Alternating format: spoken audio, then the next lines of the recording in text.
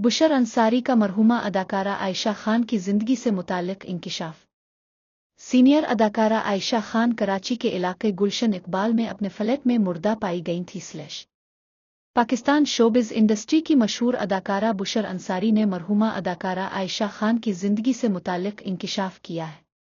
गुज़िश्ता हफ्ते कराची के इलाके गुलशन इकबाल के फ्लैट से सीनियर अदाकारा आयशा खान की एक हफ्ते पुरानी लाश मिली थी, जिस पर उनके बच्चों और फैमिली मेंबर को सोशल मीडिया पर तनकीद का सामना रहा। बुशर अंसारी ने अपने सोशल मीडिया अकाउंट इंस्टाग्राम पर वीडियो शेयर करते हुए अपने ख्यालात का इजहार किया और कहा कि मीडिया पर कुछ दिनों से आयशा खान आपा के बारे में सुन रही हूँ। उनकी मौत पर अफसोस हुआ और शर्मिंदगी भी है कि हमने क्यों नहीं देखा।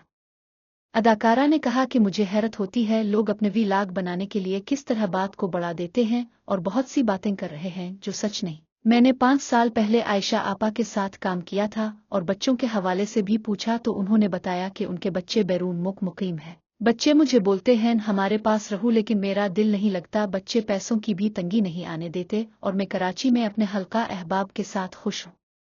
बुशर अंसारी ने मजीद कहा कि उनके बच्चों पर तोहमत नहीं लगाएं, इससे भी उनको तकलीफ होगी। आयशा आपा के आसान सवाब के लिए दुआ कीजिए।